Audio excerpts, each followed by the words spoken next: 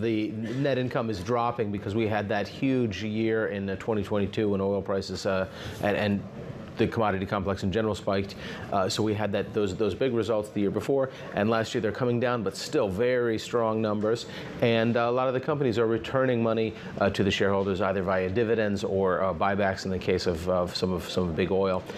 Saudi Aramco is combining some of that 2022 windfall with the 2023 earnings, and they've put together this special dividend. So that's helping boost that payout, which goes mainly to the Saudi state. They've also increased the base dividend. Again, already in the fourth quarter, they did an increase in that dividend. And so that gives some kind of focus to the shareholders that they know there's a downside there. That's the message from the company, and they're going to continue to share the upside. So they're really trying to make that a more attractive prospect to some of those outside investors while also shoveling that money back to the Saudi state, Tom.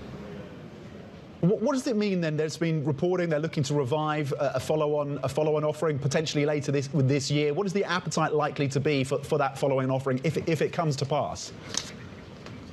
Yeah, well, they didn't have much luck before in terms of getting that kind of big interest and a lot of traction internationally that they wanted. So there was a lot of local and regional interest in that initial IPO of Saudi Aramco. They are potentially looking at another listing later this year, so selling some more shares.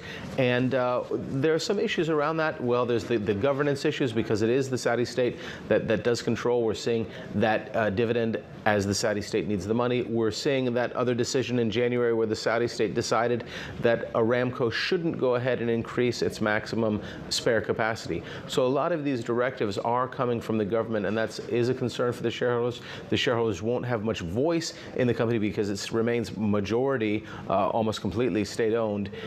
So they're really there for the dividend, but the idea here is that they want to give some prospect of growth to the shareholders to try to attract some more investors into the company, some independent investors, Tom.